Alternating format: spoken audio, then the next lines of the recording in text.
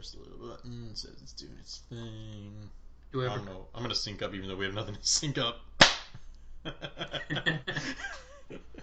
Alright, we're good to go now. Did we just... It's like docking. Do we have a Disco Hollywood Christmas theme song? No, I'll make one. I should write one. Good. Whip out the old Casio. We'll Dude, nail it. I got one under my bed. I'll fire the fucker up. Jesus Christ. I know we're recording, but I need to get some booze. I'll be right back. God damn it. It's going to be one of those shows. Hold on. Oh, man. I didn't know it was going to be one of those shows. Well, I'm going to get booze, too. Son of a bitch.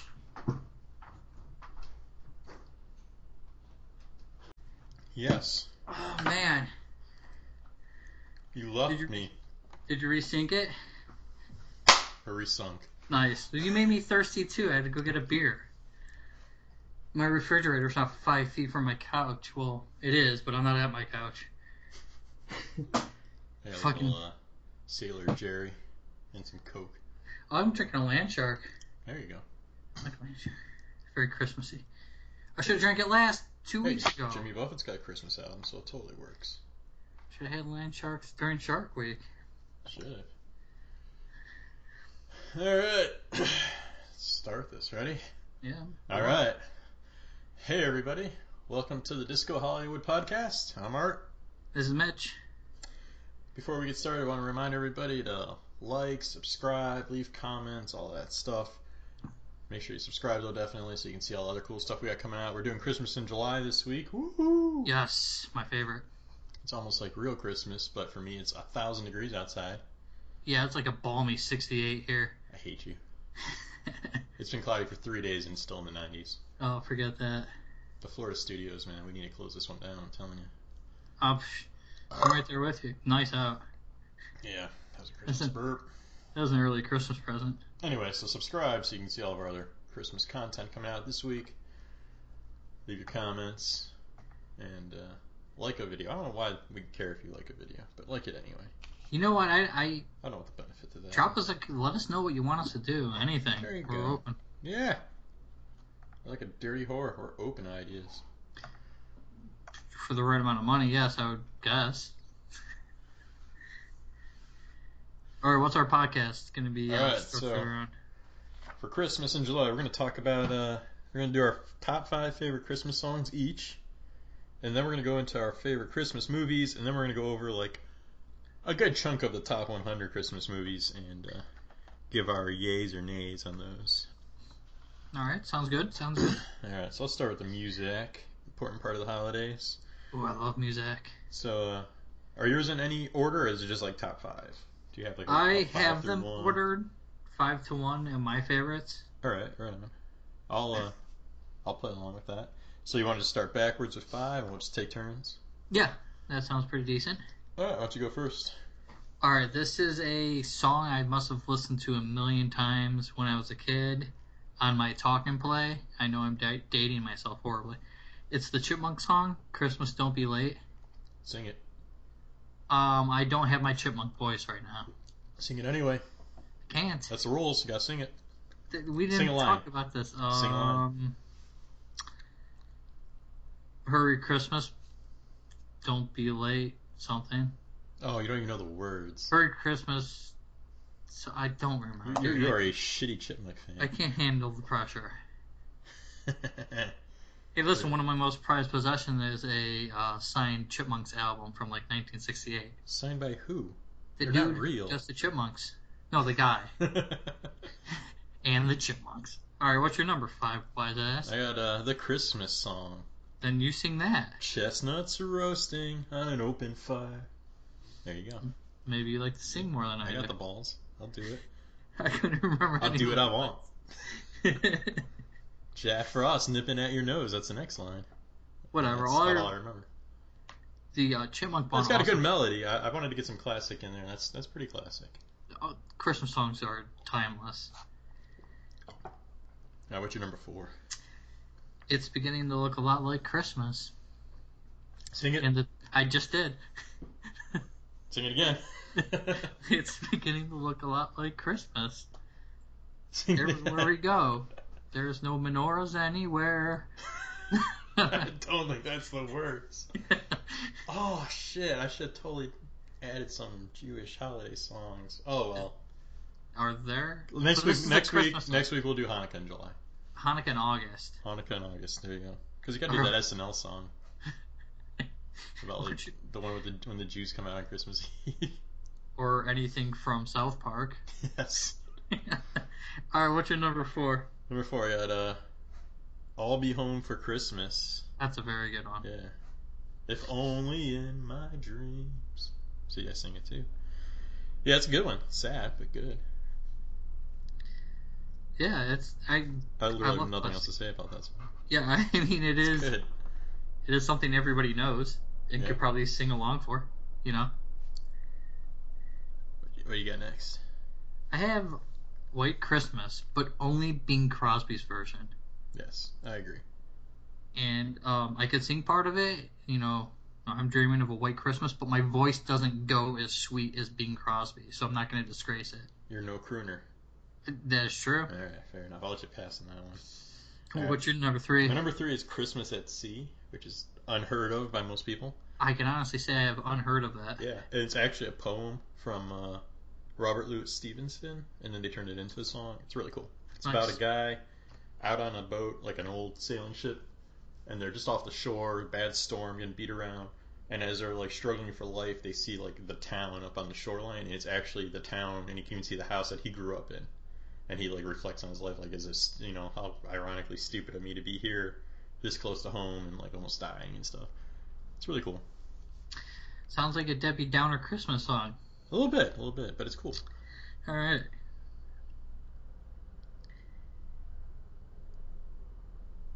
What do you got for number 2?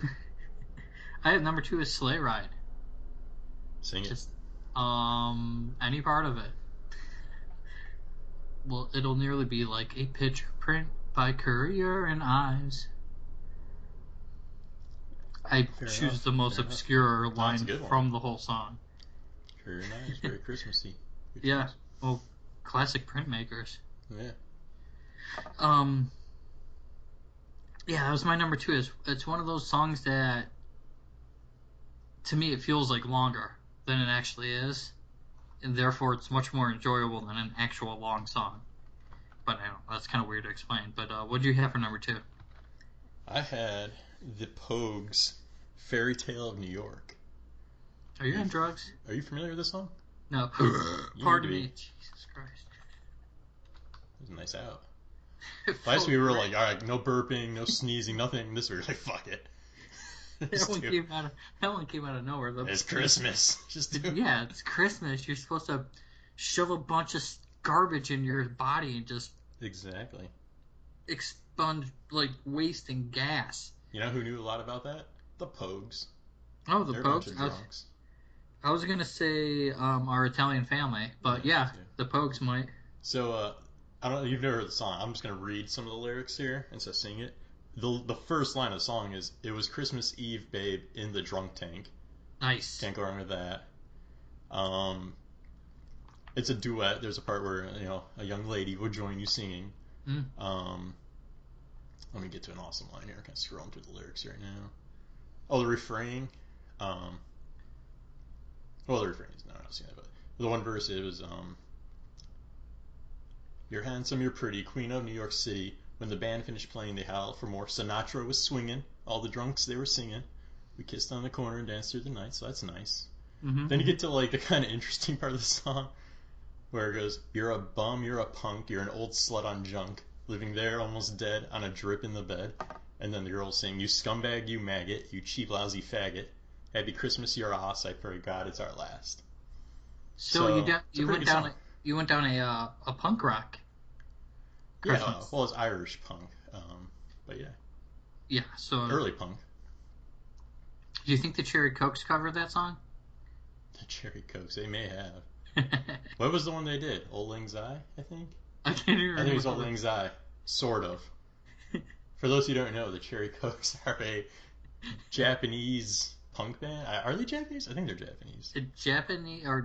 Japanese. I guess it's like Irish punk instead of J-pop. Yeah, Japanese Irish punk band. They're They're awesome. I recommend them. Nice. Tab, Dude, you're like it.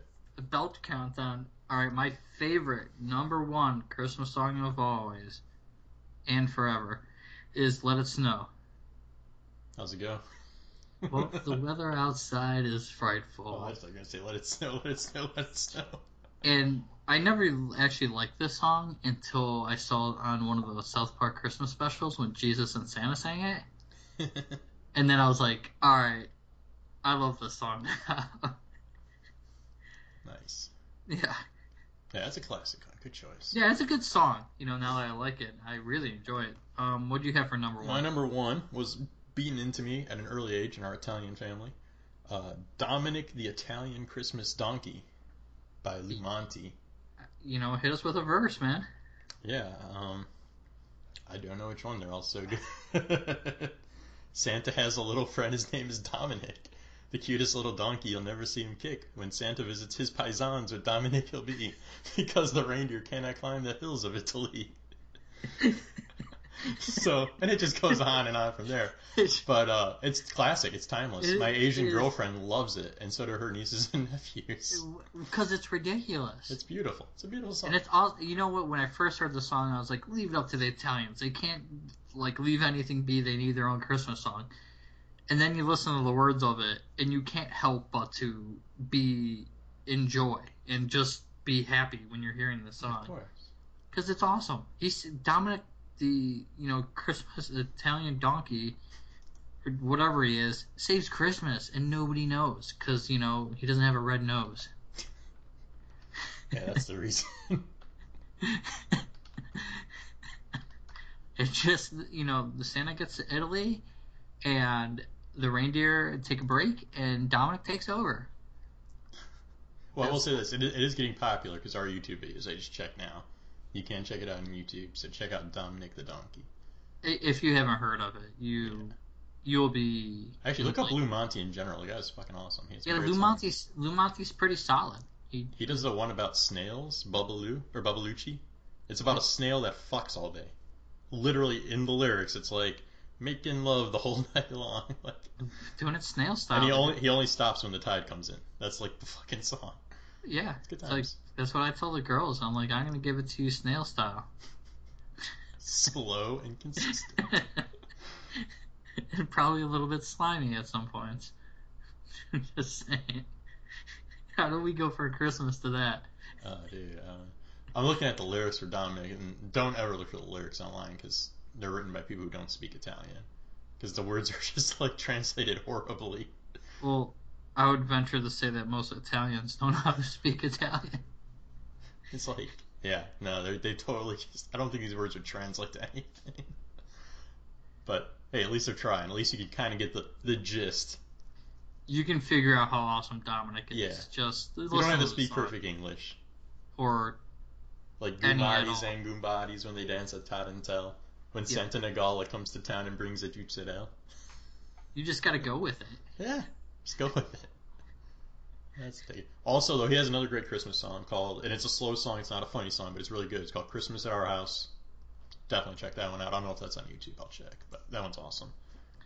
I would like to throw in an honorable mention for the songs list that is, from our childhood. Is our grandma, for some odd reason, loved the song Grandma Got Ran Over by a Reindeer, which always confused me because she was a grandma. So why would she love a song about her grandma getting ran over? She was just getting some airtime and she liked it. Grandmas weren't getting a lot of rep back in the early 90s. Well, she played the shit out of that record, man. And that's I feel like you're lost in time for like one Christmas where she did that, and like in your mind that was every Christmas. But if she played that album 400 times at one Christmas, that's enough. That's true. For my lifetime of Christmas music. Yeah. But she See, loved for me, it was all the Lou Monte album for like 15 years of my life. So that one, she took 1 year off for Grandma Got Ran Over by a Reindeer. You spent a little more time at Grandma's than I did. Oh yeah, just a little. And now that we're talking about Christmas at Grandma's, her electronic Christmas decorations indoor, tops.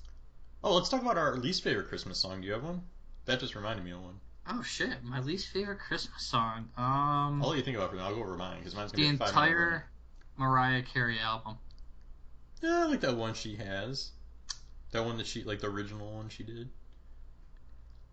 I can't remember what it's called, but that wasn't bad. The one they play like on the radio constantly. Listen, work inside of a mall Yeah. when that was popular. Hey! I worked at a Christmas-themed miniature golf course. I was open year-round, and they played Jingle Bells, but the dog barking version. Oh my god! And I'm still alive, so I can handle any Christmas music you throw at me. Yeah, that played like every 30 minutes. I heard roof, roof, roof, roof, roof, roof. How'd that go? Champ, you heard it. But that actually brings me to my least favorite song, and not because of that, but I fucking hate Jingle Bells. The reason I hate it is because every little thing, like you're saying, Grandma Head, everything you see in stores, when you push a fucking button, it plays goddamn Jingle Bells. We live in the fucking space age. Can we not make little electronic toys that play other songs besides Jingle Bells? I don't know if we're to the space age yet, but we're in the space age. We're beyond the space age. We're in the iPhone age, or whatever the fuck that's called.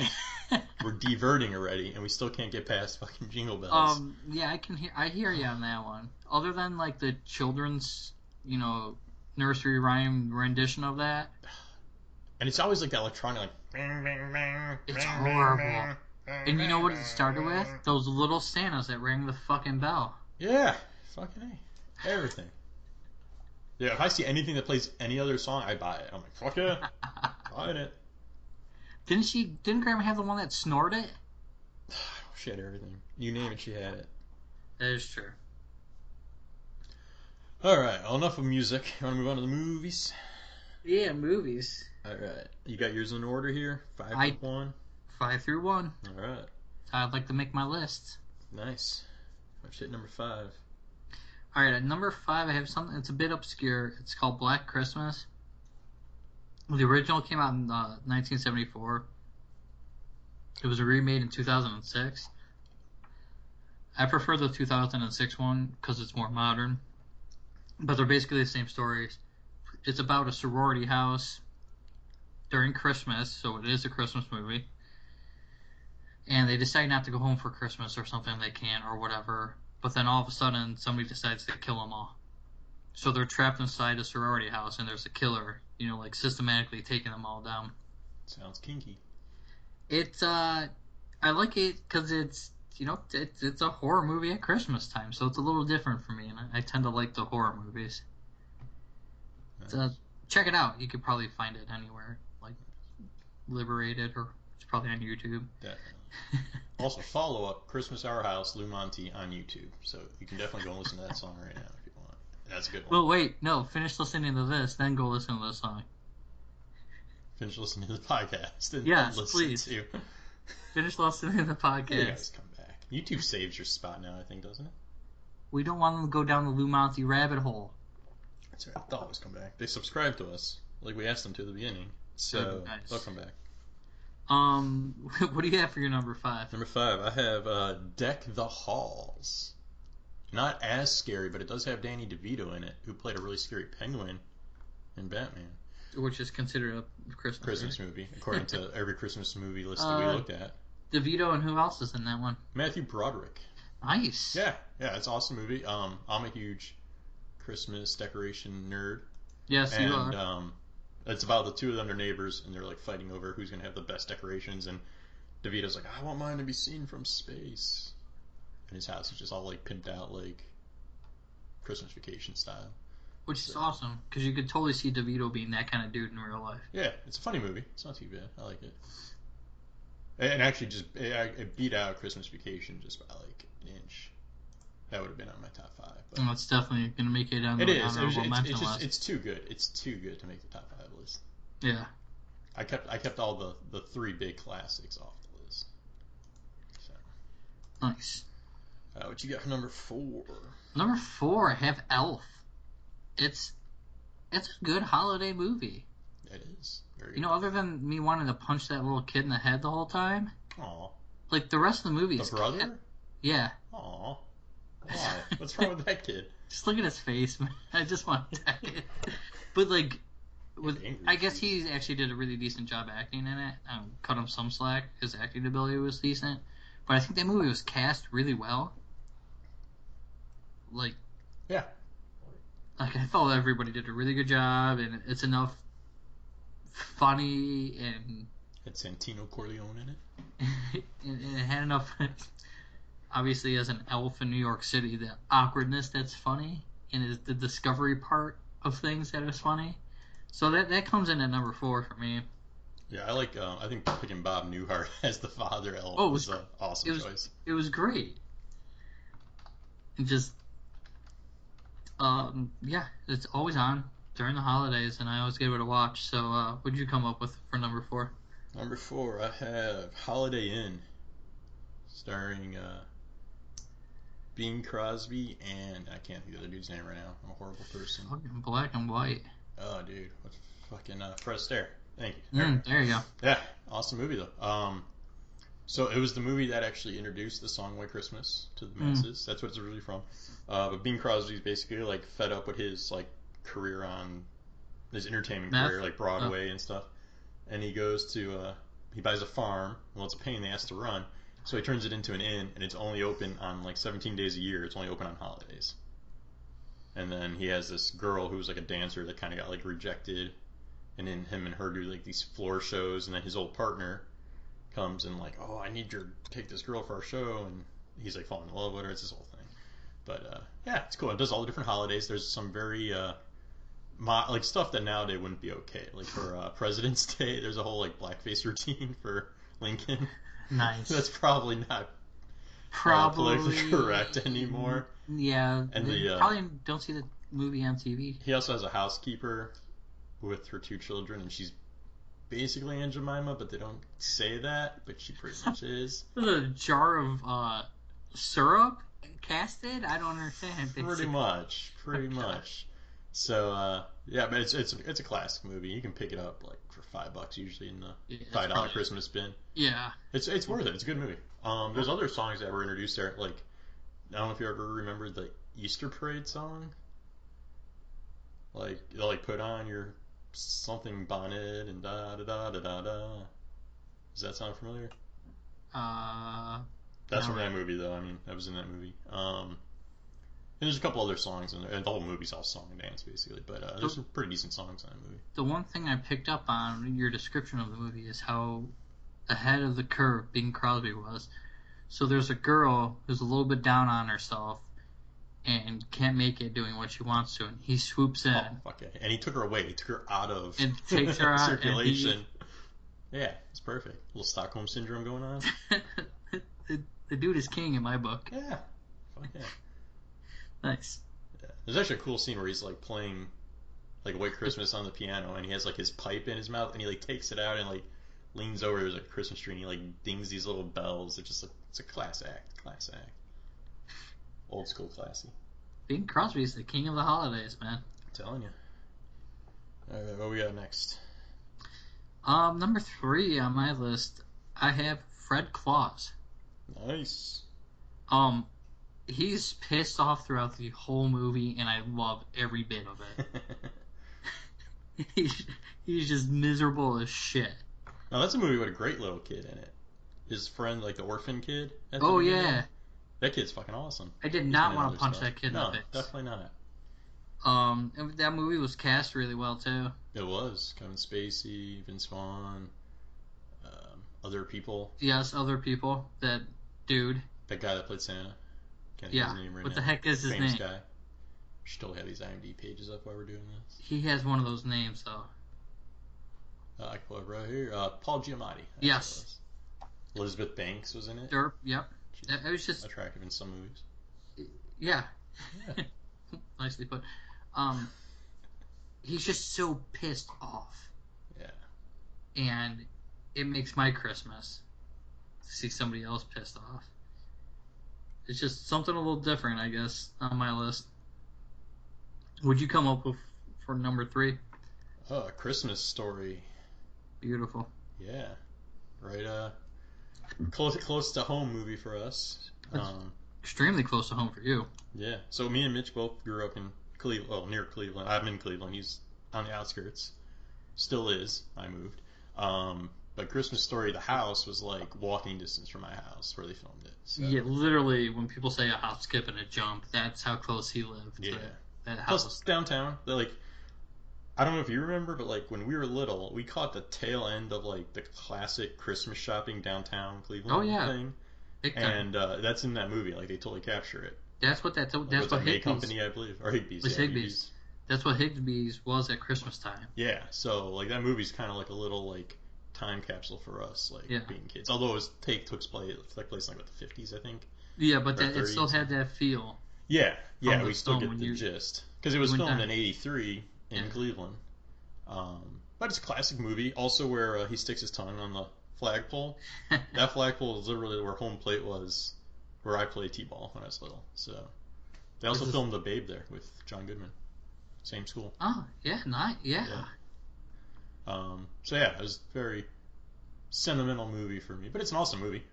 Anyway, I mean, beside that, and you can watch it, 12 times on Christmas Day. I think they run it for 24 hours, so probably 12 times you can watch They it. run it for the entire day on 2 different channels. Yeah, that's right. So if you had picture in picture, you could really take care of business on Christmas. Like I do put it on, like it is on in the background, like while we're doing our Christmas Day stuff. But I'll watch it on DVD prior to that, like early December, just because. Yeah, it's something like I would assume 90% of the people can't go a year without seeing that because of how often it's played around Christmas. Would you consider it a modern Christmas classic? I mean, it's 30 years old. Is it just a classic now? What do you think? I'd have to say classic, just a classic now. Yeah, I think I have to agree with that. Because could you name me any other Christmas movies from the 80s? You already did one. Yeah, there were a few. There were quite a few actually, but they weren't like. I mean, I guess they didn't all hold up the test of time. I think one's coming up on your list. So I'm not going to name it right now. There's one, and maybe somebody in the comments can write this in if they know. There's a movie I remember seeing that I really liked, and I can't find any reference to it online, or I don't know the name, but it was basically like a dad. I think him and his wife were separated, and he had the kids for the holidays or whatever, but he was working on like an oil. They're drilling for oil at the North Pole, and the kids like go off on their own, and they find like Santa and the North Pole, and they have to convince their father that Santa's real and to not drill for oil at the North Pole. It was an 80s movie. If anybody knows anything about that movie, put it in the comments. Sounds like a tree-hugging hippie kid Christmas story. It kind of was. That's how a lot of the 80s movies were, though. They were very raw. I say drill that oil. Make your own black Christmas. Yeah, so that was one. The Santa Claus, I think. Like, not the Santa Claus with Tim Allen, but like the Santa Claus. Yes. I think that was an 80s movie. I think so, too. Prancer might have been. That might have been early 90s, though. Yeah, but you're naming movies that people have no idea what you're talking about. No, but I bet you they're on the top 10 or top 100. Actually, Prancer's 31 on 89. IMDb. 89, yeah. The Snowman was 82. I feel like that was newer. So there's some out there. They're just not as popular as the stuff from the 60s, 50s, 60s. True. But yeah, I definitely think Christmas Story just falls under classic at this point. I don't think it's considered a modern classic anymore. No, because then you have, the 90s I think are modern now for us as far as movies. So modern classics, whatever comes out of the 90s. Yeah. Christmas Vacation also in 1989, so that'd be an 80s. True. I think you bookend. And I don't think I would count that as a modern classic anymore. No. So, yeah. All right, what we got next? Number 2. My number 2 is Miracle on 34th Street. Nice. The original or the remake? The original. Very good. Color or black and white? Black and white. Ooh, purist. I like it. Yeah, I used to watch that movie with my mom all the time. It's just, from whatever age I was, I could always sit down and watch it. And I think that's... Did you watch it after the parade on Thanksgiving? Is that when you guys would watch it? Or just on VHS or something like that? I think sometimes we would watch it, and then, they'd play it like 3 more times before Christmas between, Oh, yeah. Maybe whatever. So whenever it was on, she'd usually be watching it, and I'm like, oh, I'll piggyback on this. This is a good movie.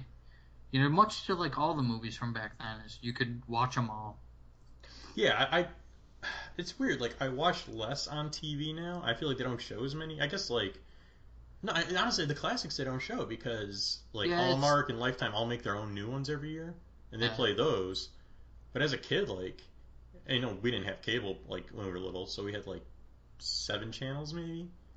But any evening, you could probably turn on a Christmas movie for the whole month of December. Yeah, and you could it was a little see different. Them all within the year. Within that month, you would see them all. even we had cable, but back then cable was like 30 channels, not 200. Yeah. You But know, I so feel like they were there's more still. now, and there's still less being shown. Yeah, lots of the classic ones get shown. There's a lot of new shit being made, like, and I say shit, you know, It is specifically, because a lot of it is shit. There's good stuff, but a lot of it is shit. I do think we had Miracle on 34th on VHS, and if you don't know what a VHS is, then I'm sorry. It was before Laserdisc. And now for everybody knows what Laserdisc is. And for Betamax. Well, it was with Betamax. It just beat it out. It killed Betamax. It was the right. Blu-ray to Betamax's HD DVD. Yes. Basically, porn went VHS, so VHS won. We'll have a technology broadcast some other time, but what you have for number 2 on your list? I had Muppet Christmas Carol. Nice. Yeah, it's like the best of two things: Christmas Carol and Muppets. So, who doesn't love Muppets? That's so good. There's like three movies that are always going to be in my like top 100 list of Muppets, and it's that one, Muppet Treasure Island, and we'll see. There's 2 Muppet movies there as my top 100 list. Nice. There's another one I really like of all of them, but those 2 are definitely my top. Yeah, I'm glad that one made it on your list. You know what I've always loved about Muppet movies, and rarely they get played on TV anymore, but they used to. You can watch like 10 minutes of it, a random 10 minutes, and find something hilarious. Oh yeah, it's almost like watching it on YouTube. You could just like get a little clip, and it's still gonna be funny as fuck. There's always been my favorite thing about any of the Muppets work, but you know, even applies to the Christmas.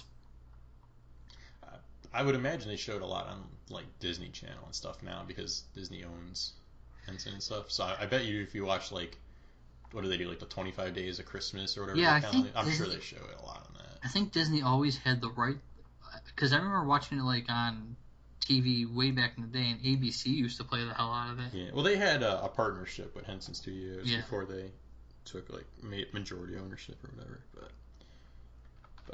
yeah, it's a freaking great movie, great songs. Michael Caine as Scrooge, freaking awesome. We had that conversation last week. Anything with Michael Caine in it's good.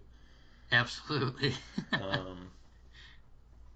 But yeah, it's just, you know, there's actually a few songs that are not that like they're not like comical songs with like little like a lot of their songs have like a pause in the middle for like a little slapstick. There's some songs that are just like good solid Christmas songs, like that one Last Sleep Before Christmas. With I think it's Kermit and Robin as Tiny Tim. I think I know it's Kermit for sure. I'm not sure if Robin sings a part, but it's a good song. Nice solid like Christmas song. You could take it out of the context of the movie and it'd still work. So. Yeah. And then you had Waldorf and Statler as Marley and Marley, which is awesome. Hilarious. Ooh. Yeah, so that's a good film. Yeah, it is. Alright, so we're getting down to the nitty gritty here. What you got for number 1? Number 1, I have Scrooged. Scrooged. Classic. Would have been on my list if I didn't know you already had it. It's Bill fucking Murray. It's Bill effing Murray. I can still remember the very first time I saw it. I was really young, and I was like, I don't get it. This is supposed to be a Christmas movie, and blah, blah, and like, I couldn't get it because it's set in the modern thing, and then as you go on and like, you know, all the ghosts come and then it feels like the story. But then as I get older, I enjoy the movie more and more because it's freaking awesome. Yes, it is. That's all I can say about it. Yeah, Bobcat Goldthwait. He's oh my god, it's hilarious. so awesome. What's her name from Indiana Jones? Karen Allen. Yeah. She looks cute as shit in that movie too. Yeah. Yeah, just a fucking awesome movie. Is it not? John Forsythe's in it. Yeah, dude, it's good casting, good movie. Bill fucking Murray. Bill fucking Murray, dude. I don't know if you've been on my Pinterest lately, but I have a whole board that's just called Bill Murray's My Spirit Animal. So you should check that out. I don't cruise. It's all things Bill Murray.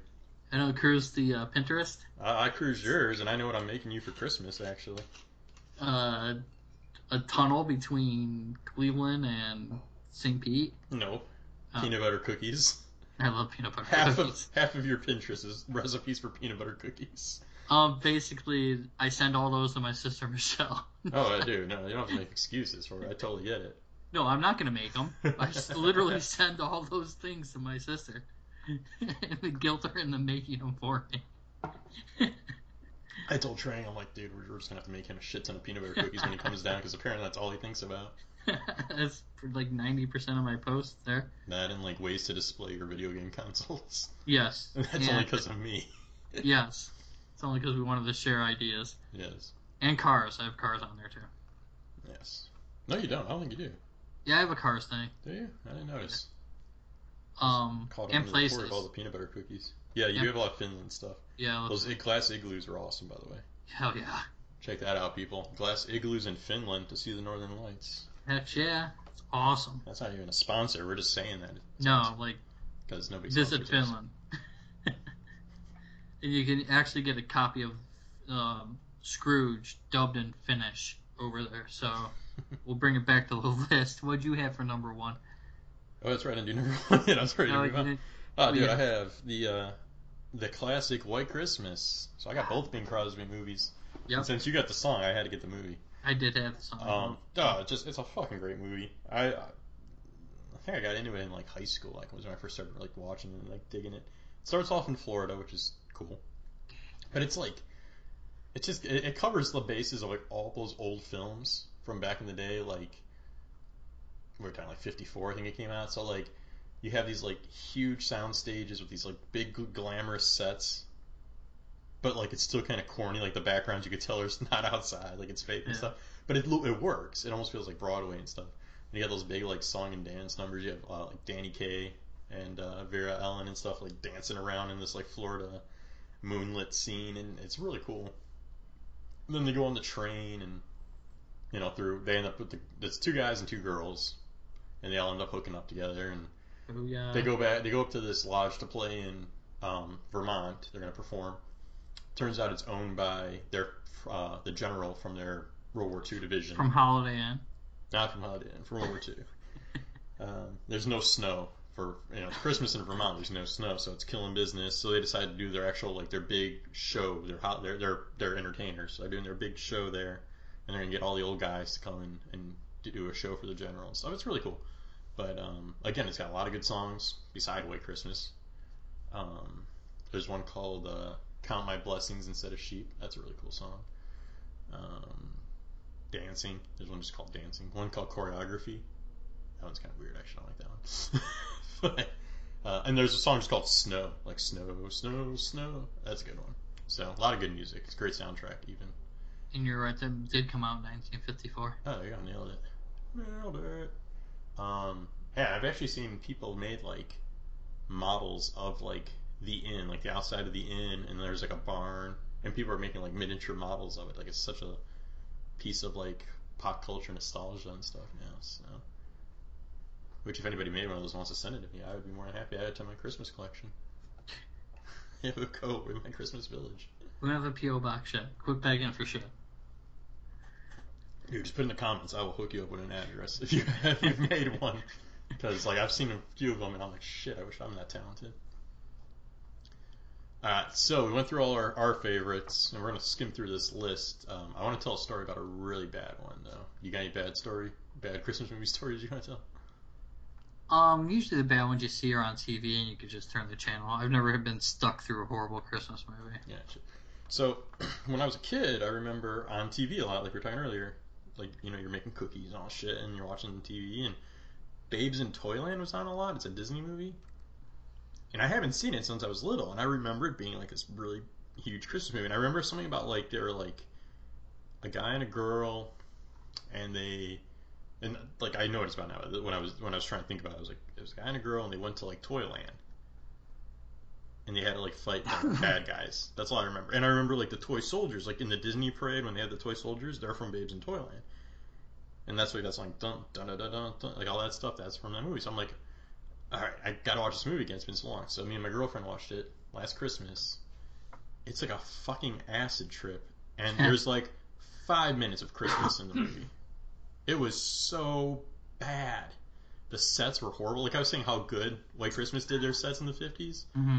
Babes in Toyland was the opposite of that. There was like a town, and that was like the main set. It kind of reminded me of like Mr. Rogers' Neighborhood, how like the whole town fit in like this little set, Yeah. and you just walk from, they just move the cameras basically. That's what it felt like, but with live, like full size people. And like Mother Goose had like a goose puppet, like hand puppet. It is horrible. It is so bad. And like the bad guy's trying to like bang the broad and stuff like that. And like he owns the town. It was classic bad guy. He owns the town, and he was gonna like do something to it, unless she decided to marry him, aka bang him, and then the town would be saved. So she had to like sacrifice her virginity for the town. Classic bad guy stuff. But we're not signed up to be a bad guy. It is a horrible movie, and not in a good way. Not like in a Ed Wood horrible movie way. Like it's like I love Disney. This is one Disney movie I'm just like, what were you thinking, guys? So that's my bad Christmas movie story. It sounds terrible. Yeah, you should watch it. I'm not going to. I'll just remember what you just said. Try and YouTube some of it. Actually, a funny add-on story to that. I was watching a lot of like the old, like, you remember how like when we were a kid they had the Wonderful World of Disney on Sunday nights? Mm-hmm. And they had that since like way back.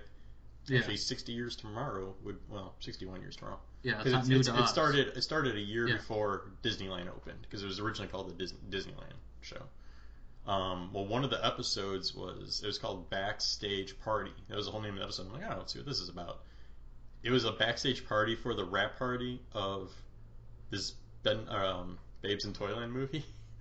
And even this was horrible, because it was meant to be like the actors like taking it easy, but it was all scripted and staged, and there was like musical numbers. And then like the old lady, like Mother Goose with the goose, was like, they were having like a conversation, but it was kind of like adult conversation. And like she's drinking scotch out of a glass, and like the goose like sticks its beak in there, is drinking it. Like it was so weird, and it was just like, well, like where else would you drink scotch out of? But oh my god, it was just such a random thing to come across that. And I'm like, oh, we're all gonna let our hair down and have this backstage party, but first we're all gonna break in a song and choreograph dance. And then let's get wasted. So bad. It's the perfect accompaniment to that movie, though. Absolutely, because they're both disturbingly strange and bad. Anyway, so you want to take a look at this top 100 list? Yeah, we could throw in some honorable mentions that probably should have made a top 5 before we get in the list. Okay, what you got? Like, It's a Wonderful Life. Definitely. I mean, that's another. That's like I said. Like I left the obvious one. I try to leave the obvious ones. I mean, I put White Christmas on, but yeah, and a version of Christmas Carol, but like original Christmas Carol. Well, you had Miracle on 34th Street. That's a pretty. Good one. I threw a classic in there. Yeah, It's a Wonderful Life, Grinch, Rudolph. Those are all they're givens, basically. I would even give Charlie Brown Christmas. I would throw that in there as a given. That's pretty classic. Yeah, that's although it does have very strong religious undertones. I guess they're not even undertones, but yeah, but luckily enough, like as children, really don't pick up on that until they're older, and then it's too late. They're already brainwashed. Exactly. That's my only worry would be that like this generation like won't show it to their kids because of that, which is stupid. Like I'm not, it's not my thing, but like it's still Charlie Brown. You should still watch it, and then just stop maybe halfway through before it gets super Christian-y if it bothers you. I didn't grow up in a religious house, and we watched everything like that. Exactly. So it doesn't mean you have to go to church. Right. It doesn't mean. I mean, because there is a distinct moment in Charlie Brown Christmas where like it goes from like, oh, it's all about getting the little tree and loving it, and then they're on stage doing their play, and it just goes straight to like reading the Bible. Yeah. Which doesn't bother me. But it does bother some people. I just hope it doesn't bother them enough that like they're not gonna let their kids. Yeah. So I didn't let your kids make their own decisions. Yeah, as a kid, I couldn't even tell you that I knew that. That's what that was. You probably, as a kid, you're probably like, oh, this is the boring part where they're just reading, because they just stand there and read off like paper. Yeah, I was like, oh, it's a play. He's not getting kicked with the football anymore. What the fuck? Not yet. Where's the pumpkin? Where the fuck's the pumpkin? 2 months ago there was a pumpkin. Now there's not a pumpkin. What the fuck? So like when you're a kid, you don't, unless somebody's force feeding you all that knowledge, you don't know what the hell's going on. Exactly. So and parents let your kids watch Charlie Brown Christmas. Yeah, absolutely. You got any other honorable mentions? I think we covered. I mean, did we say Nightmare Before Christmas? No, we forgot to. Okay, let's say Nightmare Before Christmas. Although for me, like I said, I usually have watched it twice by Halloween, so like I never really watched it in December because I already got my fix in like October. Mm-hmm. Also, like because I do go to like the Halloween party at Disney and stuff, and he's got very heavy Nightmare Before Christmas like presence there. So again, like for me, even though it is a Christmassy movie, it's also kind of a Halloween movie. I kind of tend to focus more on the Halloween part, I guess. Yeah, fair enough. And we did mention earlier Christmas Vacation. Another Yes. one that was just too obvious to put on the list, basically, but it's one of the greatest ones. Absolutely. Fucking Chevy Chase. He's got a new movie. There's a new Vacation movie coming out. Yeah, like I this saw month, that. by the way. Christmas in July, you got a new Vacation movie. There you go. So are we going to go off the list that the one with the bad website? The bad font, but the good Yeah, list? why don't you go off that one, and then Okay. maybe I'll try to find out what they did at the box office. You want to chase it with a little box office knowledge? Yeah. All right. I'm just gonna skim I'm gonna go from 100 down, but I'm gonna skim the first like 70, 25, like 100 to 75. So the very bottom they had All Dogs Christmas Carol, which I'm assuming is All Dogs Go to Heaven Christmas Carol. Came out in '98. Tom DeLuise was in it. That's kind of funny. And the next one above it was Flintstone Christmas Carol, which was probably awesome. I don't remember seeing that. Your sister probably has it. Probably. She's a big Flintstone fan. Yeah. Ironically, neither one of those made the top 50. Yeah, I'm not surprised. Other part, well, actually, All Dogs does not say TV or anime. Oh, it does say anime. It doesn't say TV. So maybe that came out in theaters. That couldn't. That might have been just straight to VHS. That's probably what it was. Yeah, Flintstones was a TV deal, kind of like Grinch and all that stuff. Just going up the list here. Bush Christmas. I never heard of that. 1947. That's pretty old. Actually, we should check that. It's 47. That's going to be the oldest date we have on a Christmas movie so far. I'm going to see if I can find one that's older, that's more popular. Curious Case of Santa Claus. Jimmy Durante. It was narrated by Jimmy Durante. That's for TV. That might have been animated, I'm assuming. The original Christmas Carol came out in 1938, if you're wondering. So that's our oldest one. That'll be the bar standard there. Babes in Toyland made the list, number 90. Jesus Christ. Annette Funicello, Tommy Sands. That was only two names I know. The Juggler of Notre Dame came out in 1970. Never heard of that ever. That's not. It's interesting. That didn't kill the box office either. Oh, here's one I actually like. It's fairly new. Christmas with the Cranks with Tim Allen and Jamie Lee Curtis. Dan Aykroyd's the neighbor. Did you ever see that one? Can't say that I have. Tim Allen and Jamie Lee Curtis are husband and wife. Their daughter went off to college, and they're kind of like they live in this like perfect like suburb, like atomic city, and everybody decorates for Christmas and stuff. It's perfect little family and communities and stuff. Well, they decide like they're depressed that the daughter's gone, so they're gonna go on a cruise. And then like the neighborhood is pissed because they're not spending the money on the Christmas decorations and like the party and stuff because they're saving it for the cruise. And it's a whole deal. And then they end up having the party anyway. Spoiler alert. Does he push his wife off the cruise ship? No, they never get on the cruise ship. But he gets they both get like a real haggard tan. Like they go to like the mall to get like a pre-tan. Nice. Tim Allen gets like Botox in his face. Nice. And he's at dinner. He's like just like piling it in. It's just pouring right back out. And Dan Aykroyd's like the neighborhood head of the neighborhood committee or whatever for Christmas. And he just like is just constantly riding in for not putting his stuff up. So that's a pretty good one. The one above that, number 87, Mr. Magoo's Christmas Carol. Nice. Classic, Mr. Magoo. Just to let you know that Christmas with the Cranks ranks number 10 on the box office. Nice. Now that's going to be obviously because it's a more modern movie. Yeah, I don't think it was the greatest movie. It just made about $73 million. Yeah. I mean, 04, Tim Allen's still pretty huge, and Jamie Lee Curtis is very popular still to this day. Also in Trading Spaces, which is going to be higher up on the list. Trading Places, not Spaces. And Trading Spaces, that shitty TV show from TLC. I'm on my fourth shot of Sailor Jerry in this drink, so bear with me. 84, Ernest Saves Christmas. Classic. You can't say enough about Ernie. Number 25 on the box office. There you go. Also, I'm going to tie it in. So tomorrow is the 60th anniversary of Disneyland. Oh, tomorrow from the day we're recording this on the 16th. How the hell are you tying Ernie into Disney? Well, on tomorrow, on the 17th, not 60 years ago, but like maybe 30, about 20 years ago, is when Splash Mountain, the ride, opened at Disneyland. And the way they did the opening for that was they did a TV special on the Wonderful World of Disney. It was Ernest Goes to Splash Mountain. Nice. And they like souped it up like he was this awesome daredevil that was going to ride the ride first. It's like a half-hour long thing, and it's just absolutely ridiculous. Ernest wasn't a super awesome daredevil. Yeah, it's freaking great. I love those movies. But like his whole ride through is hilarious too. Like they have like commentators like throughout the ride, and they're like waiting for him to come by and stuff. Like it's just so over the top. Number 83, The Gathering with Ed Asner. That's a really popular one. I have not watched it, but I know like my grandparents love that one. It came out in '77. It was made for TV, but they still show it all the time, and I think it's on DVD too.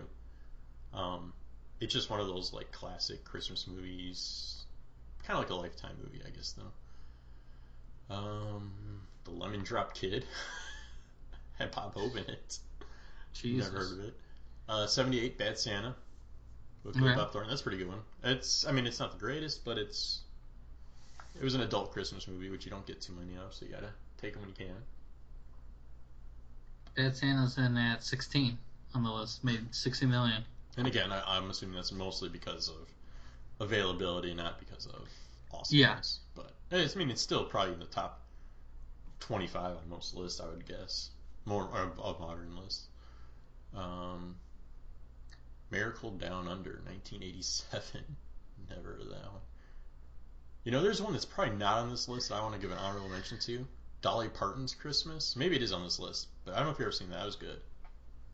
She goes out to the country to get away from everything, and she like lives in this little cottage, and like she meets these orphan kids. I'm working 9 to 5. Is it that movie? That's a different movie, but also a good movie. Dolly Parton's awesome, dude. I didn't say she wasn't. Nah, I'm just throwing it out there. I don't know if a lot of our younger listeners who we don't They have don't yet, know what the fuck a Dolly Parton Dolly is. Country singer, blonde hair, big hair, big boobs. That's all you need to know. If you're under the she has her own theme park. Dolly. She does. World or whatever. Dolly if you're under the age of like 28, then odds are you don't know 90% of the things we're talking about. That's all right. That's what the internet's for. Open another tab and look this stuff up. But don't stop listening. I'll try and throw some pictures in here. Don't worry. That would be This nice. edit's gonna suck. Ugh. All right, 59, Jingle All the Way with Arnold Schwarzenegger. Oh, You can't. I mean, as much as I hate the movie, you can't. Get to the chopper. Yeah, Jingle All the Way, 1996. Schwarzenegger, Phil Hartman, Rita Wilson was the wife. That's Tom Hanks' wife. America's Tom Hanks. Yeah, it's classic. He's last minute he's got to go buy a toy for his kid, and it's Christmas Eve. What's the other dude? They don't show his name in here. Sinbad. Yeah. Sinbad's in that. Yeah. Who I met. Guy's freaking huge. Yeah, He's like a brick shithouse. I'm trying to find this movie on the box office. Jingle All the Way? Yeah, I might have missed it. It's gotta be on there. It's gotta be. I'll switch over and look. Number 14. Yeah, number 14. Yeah, I did miss it. 60 mil. Yeah. That's not bad. Lifetime 60 mil. Not too shabby. Not the best Schwarzenegger movie, probably, but... Yeah, I remember watching it. Like, if it's a movie you can remember, 19 years later, then something was done right. Here's the 1994 remake of Miracle on 34th Street that came in at 56. Yeah. I don't remember. Is that the one that like featured Kohl's? It wasn't Macy's. It was Kohl's. Oh, I don't remember. I can't remember. It was really fucking bad. I didn't like it. I don't like that girl that was in it. Okay, this one I never heard of, and I'm sure it's horrible. I just have to read it to you. Number 55, so one above it. Instead of A Christmas Carol, it's A Carol Christmas. It was a 2003 made-for-TV movie starring Tori Spelling. My God. And William Shatner. Shaq can only do so much. He could not save that. Dude, A Carol Christmas. I gotta see I just gotta pull up the thing. Tori Spelling is terrible in everything she does. Yeah, she is. I'm sure her father produced it. I'm sure she's a very nice person and mother and all that stuff, but everything she touches that has a camera around it, she's terrible. I'm just looking at the cast list. William Shatner played the ghost of Christmas Present. Gary Coleman plays the ghost of Christmas Past. Oh, Jesus, ain't that the truth? Oh, dude, why have we not watched this movie? Because it has I think torts flying in it doesn't matter. I think for real Christmas we're watching this. It was probably a Lifetime movie. It was a. They don't tell you on these things, which is probably good. It's not just, on my. The DVD cover just says DVD. It doesn't say Lifetime. It's not even a DVD. It's a CD-ROM for your fucking computer. I'm trying to see any other famous names in this. I'm sure this is like the normal cast of characters from any Lifetime movie, but I don't know any of them. No, my mom used to. Eagle. I can't say the word. Eagle like an egomaniac. But what I call at the end. Egomaniacal TV talk show. Egomaniacal? There you go. Thank you. I don't public word. School versus private school. I don't word good. Egomaniacal TV talk show host is determined to destroy the festive fun in the studio. I do like how you describe the word to me. Maniac, what I call it at the end. Dude, I don't feel too bad. We were playing Cards Against Humanity the other day, and I always get nervous. I'm going to get, like, a really big word that I can't pronounce. But the people we were playing with, like, it was another couple. And, like, every other card, the girl was, like, had to get her boyfriend to, like, read it to her, like, read the word because she couldn't pronounce it. And she's going to college, so I'm like, I'm fine. That's a girl I can get behind. I'm right up. It's not a read. There are some big words. I would apologize. I like to apologize right now for saying that. It's not very nice. Sure, she can read just good. Okay, we're up to number 50 here. I'm going to start reading right around here. Number 50. Yes, Virginia, there is a Santa Claus. I've seen that. Popular film based on a book, based on a real letter that a girl wrote to Santa Claus back in the day. This is the 1991 version. I don't know if that's the original. It says TV. I'm assuming that's the main one. Actually, number 49, Smoky Mountain Christmas. That's the Dolly Parton one. And ironically, Henry Winkler directed it. Oh, the Fonz directed that. He's Jewish. He's the Fonz, though. It doesn't matter. Dolly Parton, Lee Majors, and John Ritter are all in that movie. Those are all pretty big names, but nobody probably knows who we're talking about. John Ritter's dead. He was in Three's Company. Very dead, but you wouldn't know him from that. He was from 8 Simple Rules of Dating My Teenage There you go. They girl. probably don't even know that. And Lee Majors was a popular actor. I can't think what he's been in. He was in a lot of shit. TV and movies. He passed away recently, too. Number 48, The Angel Doll, 2000. Never heard of that. Nah. And it was not made for TV. It was a movie, actual motion picture. Number 47, 2002, I Saw Mommy Kissing Santa Claus. Is that a Lifetime movie? It doesn't say TV, that one. So I'm assuming no. 46, A Christmas to Remember, 1978 TV. Nobody in the cast sounds familiar. Joan Woodward, that name sounds familiar, but I don't know. 45, Jack Frost, with Michael Keaton, Kelly Preston. Not my favorite Christmas movie, but it's not bad. That is number 24 on the box office. Nice. Probably because Michael Keaton was in it. It came out in 98, so that's right off of the few years after the Batman Beetlejuice extravaganza. That was his life. Number 44, one of my all-time favorites that almost went on the list. Emmett Otter's Jug Band Christmas, which is a Muppet film. There's no Muppet characters in it, but it's all Muppets, and it was originally for TV, but you can get it on VHS and DVD and stuff still. Or maybe even Betamax. Maybe Betamax. Came out in 77. It's crazy. That was a good year. All the Muppet like regulars like Frank Oz and stuff are in it. They just play different characters. It's funny because like it's kind of timeless until you get to the one scene where they go to town and like the bad guys that are like a band are playing in like the music store, and like there's like they're moving their instruments, like their shiny guitars and stuff, and like there's like a glare off the lights in the studio, and it totally looks like it's from the 70s. You just get like that 70s lens flare, and it totally kills like the timeless aspect of the show. It's so bad, but it's really good. I really enjoy Emmett Otter, and it's based on I can't think. It's a classic Christmas story. Maybe you can think of it as where the girl cuts her hair off and sells it, to buy the boy something, and the boy buys a ribbon. He sells something to buy a ribbon for her hair. It's like they both sell important things to them to buy things for the other person's important thing, but neither of them have that thing anymore. It sounds like a bad time. It kind of is, but it's all about the importance of giving. Blah, blah. And the same thing in this movie, except he sells his dad's tool. His dad's gone; it's just the mom and the son.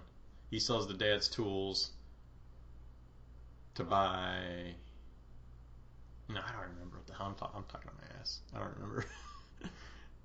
Something for the mom. I don't know. He puts a hole in her wash tub, and that's a whole song. I remember that.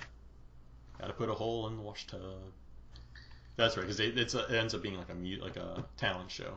So he's got to put a hole in her wash tub, and that's how she makes her money, by washing people's clothes. But he has to do it to make like a guitar, one-string guitar. No, one-string guitar. A guitar? I don't know what you'd call that. Anyway, where were we? Where's Emmett? Number 44. Number 43, How the Grinch Stole Christmas. This is the 2000, the live-action one with Jim Carrey. Ron Howard directed. That is number 1 box office. Yeah, I could see that. I think that was right during Jim Crazy. Exactly. 260 million. 55 million opening. I mean, Ron Howard, anything Ron Howard touches usually turns to gold. And then, like I said, that was Jim Crazy. Like, it was after the like goofy Jim Carrey, but right during the like I can do serious roles Jim Carrey. So I totally see that movie making a lot of money. 42, I'll Be Home for Christmas. 1998, Jonathan Taylor Thomas, Jessica Biel. What's it? That's all I gotta say. I'll Be Home for Christmas. It was about Tim the Toolman Taylor's son trying to come home for Christmas. Oh? Or Simba, if that makes more sense to you. Whatever. Again, 98, he was riding the train. Next one up, number 41, A Boyfriend for Christmas, made for TV. Doesn't look anything like anything I've ever seen or heard. Number 40, Eve's Christmas, 2004, made for TV also.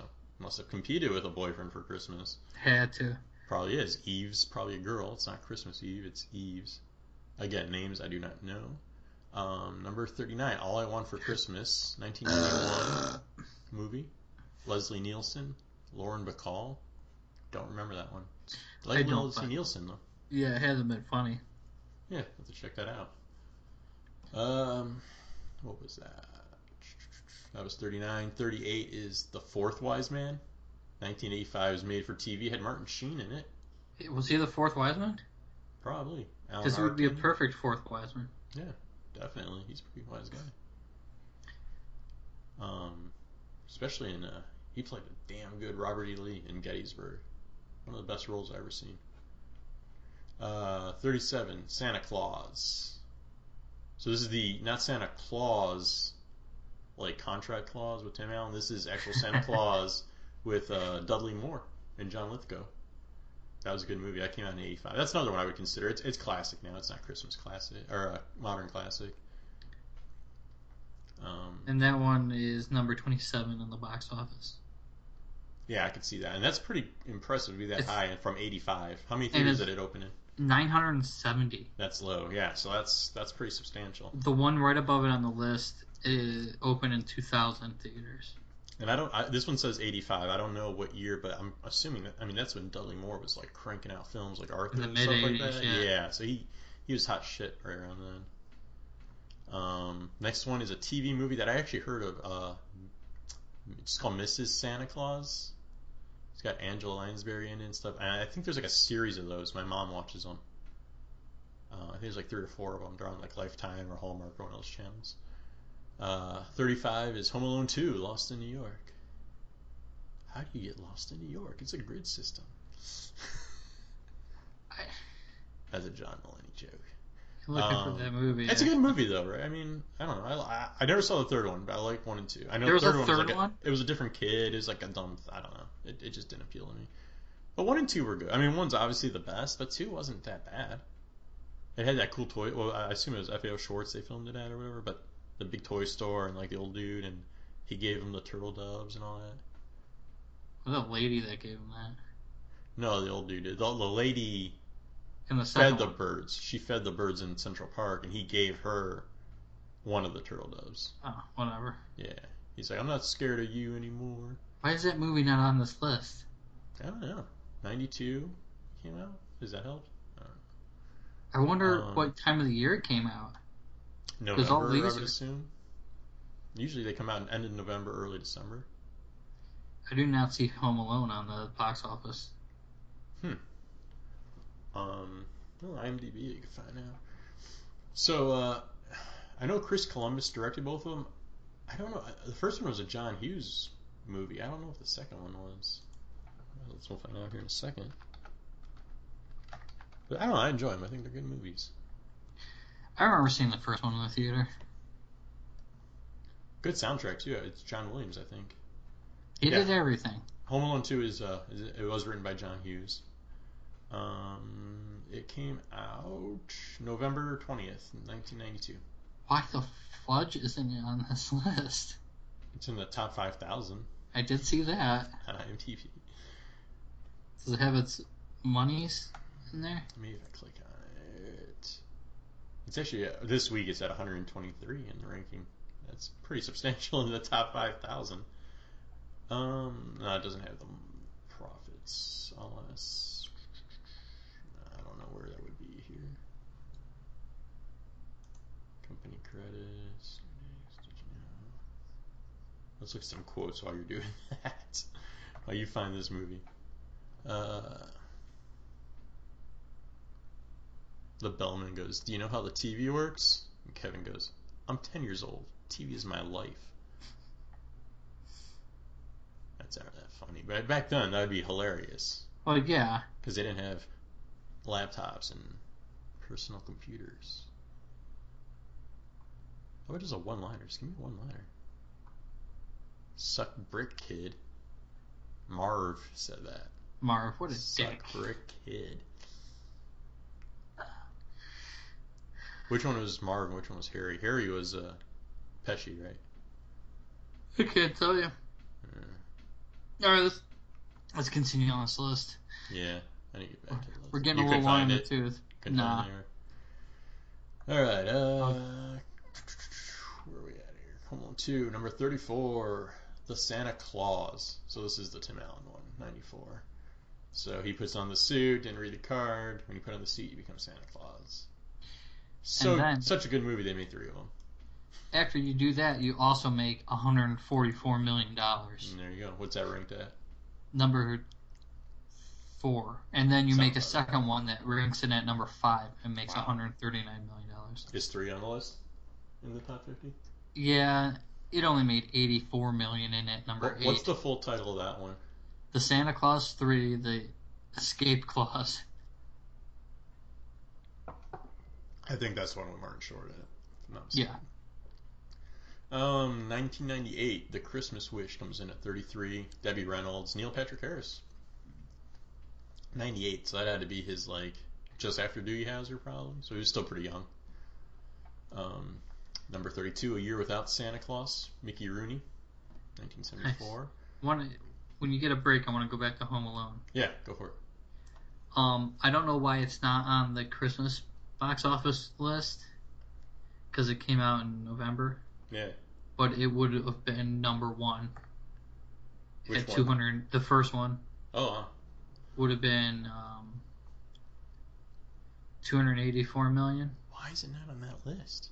You're looking at the Forbes list, right? No, I was at the Mojo. Oh, Mojo. Okay, that's weird. The actual box office.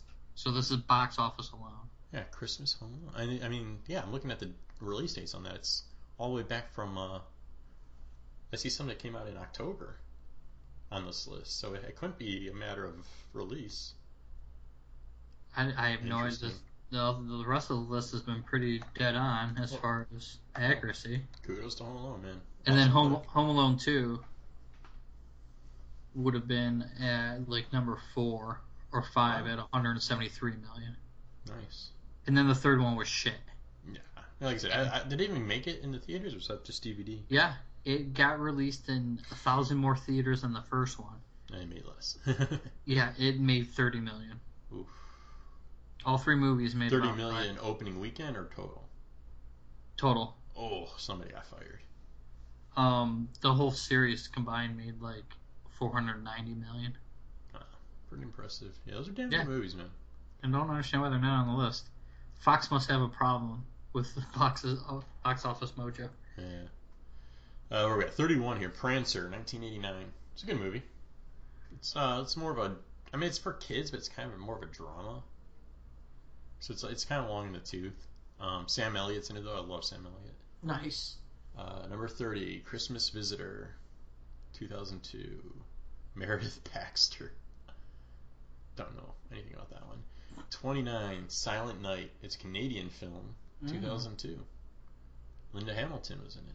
Nice. Yes. 28, Christmas Star, 1986.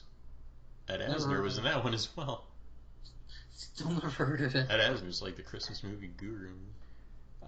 27's Your Elf with Will Ferrell. John Favreau directed it. Elf coming in at number 3.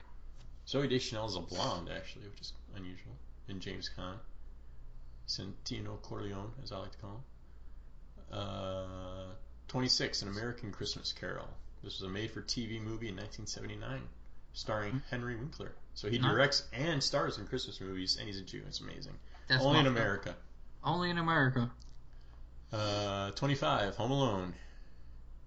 1990, Chris Columbus, Macaulay Culkin. I'm surprised it's only 25. I feel like it should be a little higher up there, but that's alright. It's number 1 in box office, although this...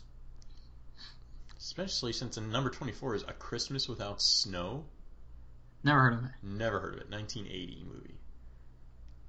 Never heard of it. Never heard of any You're a actors 1980 movie. That was a 1983 movie. Thank you very much. Well, it's probably a 1982 production, but I came out in 1983. Christmas Vacation, 23. Perfect movie. Chevy Chase, Bella D'Angelo, Randy Quaid before he went crazy. Good movie. Number 11. Number 11. In box office. Nice. 22, Scrooged. Another perfect movie. Yes. Bill Murray. Love that movie. Ron Forsythe, Karen Allen. We named all these people earlier. But yeah, great movie. 21, Nightmare Before Christmas. I can't talk. 1993, Tim Burton movie. It came in at number 9 on the list box office, and Scrooge was 15. And that movie I know for sure has been re-released in theaters a few times. So yeah, I assume it'd be in the top 10. If they re-release Scrooge, I'd go see it again. I mean, Nightmare Before Christmas even came out recently in 3D. Like they re-3D'd it or whatever, and that actually looked really good. Like it wasn't like jump out at you 3D. Like they added depth to it. It looked really good.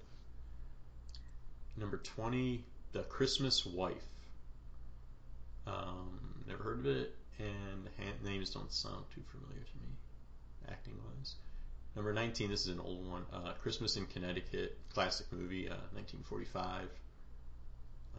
The actors' names don't look familiar, but I have seen the movie, so I would recognize them, I guess. Well, we'll have to ask Aaron about it.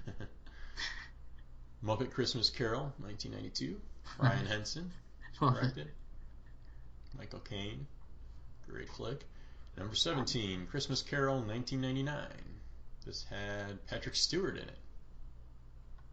It was a made-for-TV one. Oh, okay. And so far, also, yeah, there's actually a few made-for-TV things that are higher than this. Number 16, Beyond Tomorrow, 1940. Never heard of that one. But it's on the top 20. It must be a decent flick. Number 15, A Christmas Wish, a.k.a. The Great Repute. 1950, Jimmy Durante. He's funny. Number 14, Charlie Brown Christmas. 13, Bishop's Wife. Okay.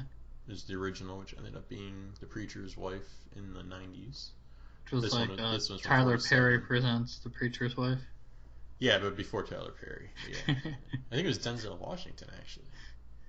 So he puts butts in the seats. That had to be. Is that on the list? Preacher's Wife? Because it wasn't on my top 100, but probably because Bishop's Wife was on here. Yeah, it's on number 19. Yeah, I figured. 48 million. And then you got Christmas Story number 12, 1983. Peter Billingsley. Number 11, Christmas Carol, the 1984 TV version. George C. Scott was in that one. Number 10, Rudolph the Red-Nosed Reindeer, 1964. So this is your stop-motion animated. Yes, very classic. Narrated by Burl Ives, who's very popular. I think he did some of the other of those stop-motion ones too. Christmas Carol. Wait, no, wrong way. Number 9, Grinch That Stole Christmas, animated. Boris Karloff as the Grinch. Beautiful. Yeah. Karloff's a cocksucker. Ed Wood, check out that movie. It's funny. Number 8, Scrooge, 1935. Mm-hmm. So this is probably the oldest one on the list, I think. Yeah. I don't think I've seen anything before 35. No, so I think you called that one pretty early. Number 7 is White Christmas, Bing Crosby, Danny Kaye. White Power. You know, I gotta add a quote here too. Christmas Vacation. You remember the Chevy Chase quote? He's like, "We'll have the happiest Christmas since Bing Crosby tap danced with Danny fucking Kaye." I love that quote. So good. Number 6, A Christmas Carol, the 1938 version. So basically, if you made a movie called The Christmas Carol anytime before like 1990, you're probably going to get pretty high on this list. Well, if you make any movie called The Christmas Carol, there's one from 2009 in the box office top 10. That's the one, that's the animated one, the Disney one, with Jim Carrey. Yeah. Definitely, yeah, that's a good one. God damn, your phone vibrates loud. Who says in my phone? Your phone vibrates loud. Chris Carol, Scrooge. Oh my god, there's so many. There's another Scrooge. This was the 1971. Yeah, Alec Guinness. Freaking Obi-Wan Kenobi was in this one. Number 5, Holiday Inn. So that actually ranks higher than White Christmas. That's pretty wild. Bing Crosby, Fred Astaire. I went on about it earlier. Number 3, another Scrooge, a.k.a. Another Christmas Carol, 1951. Number 2, Miracle on 34th Street, 1947, so your original one with Maureen O'Hara in it, Natalie Wood, young Natalie Wood. And number 1, It's a Wonderful Life. Frank it is Capra, a Wonderful Life. Jimmy Stewart, Donna Reed. That's a good movie. It really is. It is a good movie. But what did we learn? I guess if you want to see A Christmas Carol, you got to watch the 1951 version because that was the highest rated of like the 30 of them. Watch the animated one. Watch the Muppets. Oh, that was my favorite one. That and the Disney one was Scrooge McDuck. Yes, that is classic. Oh, fuck, dude. That was our 100 Christmas movie list there. That was not as impressive as our own personal list. I agree. Oh, also, honorable mention that wasn't on any list, ours or theirs. Where the Fuck is Santa? Yeah, Where the Fuck is Santa? Featuring Bam Margera. Before he got totally whacked out of his mind. And he goes to Finland to find Santa. It's actually a pretty good flick. Yeah, it's not bad. It's not a bad watch. If you like Jackass and Viva La Bam in Finland, you're going to enjoy Where the Fuck is Santa. Alright, dude. Well, I think I'm all Christmas out till probably like mid-November. So I have enough Christmas to last me a while. Yes. Actually, that's a lot. My Christmas decorations run up November 1st. But that's just me. Fuck Thanksgiving. What about Halloween? Oh, I do Halloween first. I do 2 months of each, okay? So, like, September 1st through October 31st, Halloween decorations. November 1st through, like, the 1st or 2nd week of January, Christmas decorations. Actually, we were at Michael's today, Michael's craft store, and they brought out a pallet of hay bales. And I was like, babe, we were there. We were there when the first hay bales of the season came out. We were there. She was like down another aisle. She was like all depressed because she didn't get to see it, and I did. No, she was like, "Oh man, I missed it." I'm like, "I was there. I saw it. I saw the first hay bales." I am gonna try as hard as I can to avoid any decorations at all this year. You're a bastard. It's too much for me. Well, when you leave the Cleveland studios to come visit the Florida studios, if it's in January, I'll leave some of the decorations up for you, so you can experience a winter wonderland that is my house. I'll get some Christmas joy. Oh, dude, you'll get too much. It's awesome. They decorated where I work that for last Christmas, and like they did it on my day off, and they were waiting for me to come in to give my approval because they made me like the unofficial ambassador of Christmas. So like they were like literally on pins and needles. Like, is he gonna like it? Is it gonna be okay? Is it good? I gave him the thumbs up. I was pretty generous that day. You're very giving. It's one of my things, dude. Like Disney and Christmas are pretty much like my two biggest, goals in life, like priorities. Huh? At least I have priorities though. Yeah, they're there. Oh, dude, I think we're about ready to wrap this show up. All right, it's been a fun Christmas movie / song podcast. And hope you enjoyed it. Yeah. Sub us up, like us, comment. Throw anything our way, we'll take it. For sure. And I'm gonna do a shameless plug here for my Disney blog. You son of a bitch. I'm sorry, I'm doing it. It's called Manifesting the Magic, and you go to manifestingthemagic.blogspot.com. Also have a YouTube. Penis liquor. Not that. I also have a YouTube channel. I'm actually, as soon as this podcast is done, I have to do like a recording of Disneyland Adventures on the Connect that I'm gonna put out tomorrow because it's the anniversary. So I'm gonna spend an hour dancing in front of my TV after this. Listen, I better have Diskohollywood being repped on that channel too. I might. I'll get there. Don't uncross me over. But definitely check it out. Manifestingthemagic.blogspot.com. We're going to be doing some giveaways in the next few weeks, and I have a store up right now too with some T-shirts and mugs and all that good stuff. So come check it out.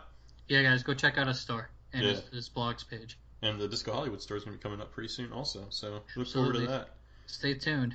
Yeah. All right. Well, that wraps it up for me. I'm Art. All right.